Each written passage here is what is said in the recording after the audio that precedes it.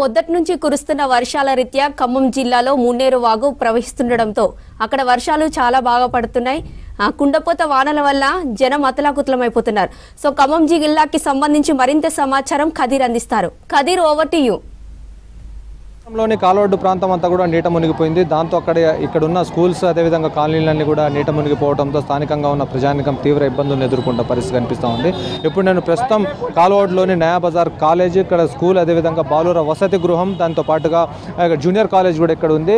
Primary school, high school, బాలూర వసతి గృహం, junior college 4 ఉన్నాయి ఇక్కడ. దాదాపు ఇక్కడ చూడొచ్చు ఈ గ్రౌండ్ మొత్తం కూడా నీటిమయం అయిపోయింది. నీటమయం అయింది అని చెప్పే కంటే కూడా స్కూల్లో నీళ్లు ఉన్నాయి అన్నట్టు కాకుండా చూడొచ్చు ఇప్పుడు స్కూల్లో అక్కడ విజువల్స్ కనిపిస్తూ ఉన్నాయి. ఏదైతే రూమ్స్ ఉన్నాయో ఆ రూమ్స్లలోకి నీళ్లు చేరడంతో అక్కడ ఉన్న పరుపులు, అవి బ్యాగ్స్ అన్ని కూడా బయటకు వస్తున్న పరిస్థితి ఉంది. ఇంతవరకు మరికొద్ది సేపట్లో అదంతా మునిగిపోయే పరిస్థితి కనిపిస్తూ ఉంది. కొద్దిసేపటి క్రితం ఇందులో 20 మంది బాలురు చిక్కిపోవడంతో వాళ్ళందరినీ రెస్క్యూ చేసి బయటికి తరలించడం జరిగింది. వాళ్ళని పునరావాస కేంద్రానికి వాళ్ళని తరలించి వాళ్లకు ఎవరైనా చికిత్స కూడా అందిస్తున్న పరిస్థితి కనిపిస్తూ ఉంది. ఇక్కడ చూడొచ్చు వాలీబాల్ కోర్ట్, అదేవిధంగా షటిల్ కోర్టు, ఇలాంటి పలు రకాల కోర్టులు ఇక్కడ అన్నీ ఉన్నాయి. దానికి సంబంధించిన పోల్స్ అన్ని కూడా నీట మునిగిపోవడం జరిగింది. కార్లు, అదేవిధంగా ఆటోలన్నీ మునిగిపోయి ఉన్నాయి. కొన్ని ఆటోలు అయితే పూర్తిగా మునిగిపోయి ఉన్నాయి. ఇది కొంత ఎత్తైన ప్రాంతం కాబట్టి ఈ ప్రాంతంలో ఆటోలు ఇలా కనిపిస్తున్నాయి, కానీ ఇంకా కొద్ది దూరం వెళ్ళిన తర్వాత ఆటోలు నీట మునిగిపోయి ఉన్నాయి. కొన్ని బైక్స్ అదేవిధంగా మునిగిపోయి ఉన్నాయి. ప్రజలు తీవ్ర ఇబ్బందులు ఎదుర్కొంటున్నారు. ఎవరైతే ఫాస్ట్ ఫుడ్ సెంటర్లో ఎవరైతే ఈ వీధి వ్యాపారస్తులు ఎవరైతే ఉంటారో వాళ్ళు కూడా ఇక్కడ తీసుకెళ్లి వాళ్ళకి సంబంధించిన ఈ స్ట్రీట్ వెండర్స్ అందరూ ఇక్కడ తోపుడు బండ్లు ఇక్కడ పెడుతుంటారు. ఆ బండ్లన్నీ కూడా నీట మునిగిపోవడం జరిగింది. వాళ్ళ జీవనోపాధికి పెద్ద ఎఫెక్ట్ అని చెప్పాలి. అయితే ఒక వ్యక్తికి సంబంధించిన ఆ బైక్ ఇక్కడ వరదలో చిక్కుకుంది. ఆ బైక్ని అతను అంత దూరం తీసుకెళ్లి దాన్ని లాక్కొని వస్తున్న పరిస్థితి కనిపిస్తూ ఉంది. ఇక్కడ అధికారులు అప్రమత్తం చేయకుండా వీళ్ళ నిర్లక్ష్యం చేయడం కారణంగానే ఇలాంటి పరిస్థితి ఏర్పడినట్టు తెలుస్తూ ఉంది. అధికారులు ముందే జాగ్రత్త తీసుకోవాలని చెప్పేసి ఇక్కడ ఒకవేళ సూచించినట్లయితే ఇలాంటి పరిస్థితి వచ్చేది కాదు. ఒకవైపు వాతావరణ శాఖ హెచ్చరిస్తూ ఉంది. వాతావరణ శాఖ హెచ్చరికలను స్థానికంగా ఉన్న అధికారులు దీన్ని అప్రమత్తం చేసినట్లయితే ప్రజలు అప్రమత్తమై ఇండ్ల నుంచి బయటకు వచ్చేవాళ్ళు. అధికారుల నిర్లక్ష్యం అనేది ఇక్కడ అడుగడుగున కనిపిస్తూ ఉంది. గతంలో అనేక అనుభవాలు ఉన్నా అలాంటి అనుభవాల రీత్యా ఇక్కడ అధికారులు ఆ విషయాన్ని నేర్చుకోకుండా స్థానికంగా ఉన్న ప్రజానికాన్ని అలర్ట్ చేయకుండా నిర్లక్ష్యం వహించడం కారణంగా ఈరోజు ఆస్తి నష్టం కానివ్వండి, ప్రాణ నష్టం కూడా జరిగింది. ఒక 2 వ్యక్తులు కూడా కాలువడ్డు ప్రాంతం నుంచి కొట్టుకొని వెళ్ళడం జరిగింది. ఒక అతని పేరు రాజేష్ గా చెప్తున్నారు. మరో వ్యక్తి ఎవరో అన్నోన్ పర్సన్ గా కనిపిస్తున్నారని చెప్పేసి కాలనీ వాసులు చెప్తున్న పరిస్థితి కనిపిస్తూ ఉంది.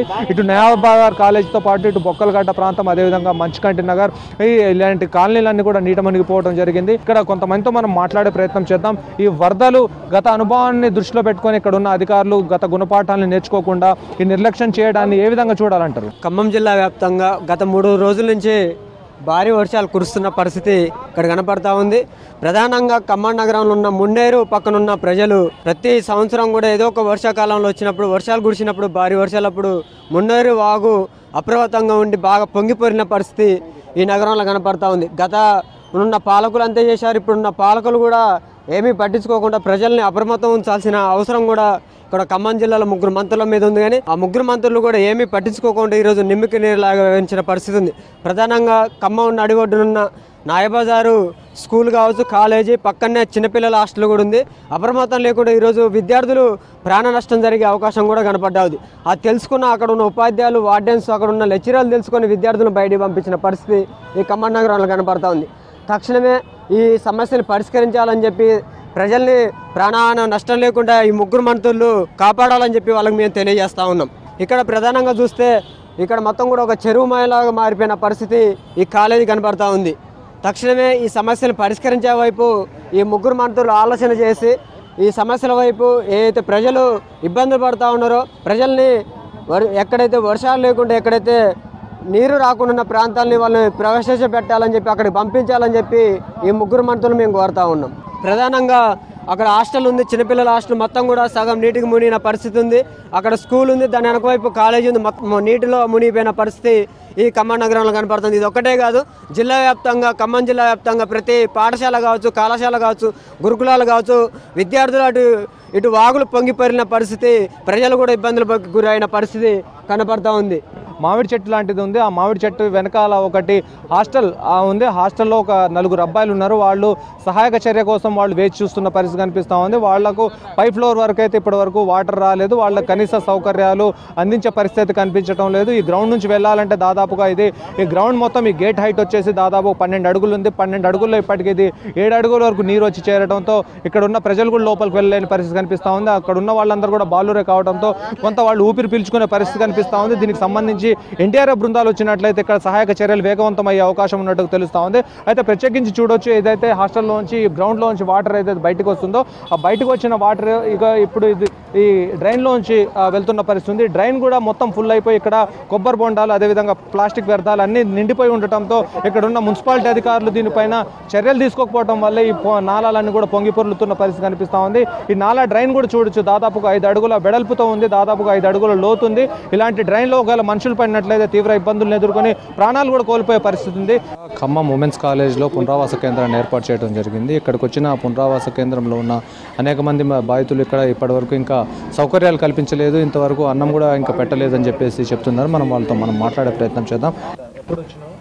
గడ్డ అవుతుంది వచ్చి 7 కేజీ ఏం లేదండి. మేము పొద్దున్నే ఇంటికి వెళ్ళినా 5 గంటల నుంచే బయటికి వెళ్ళినాం.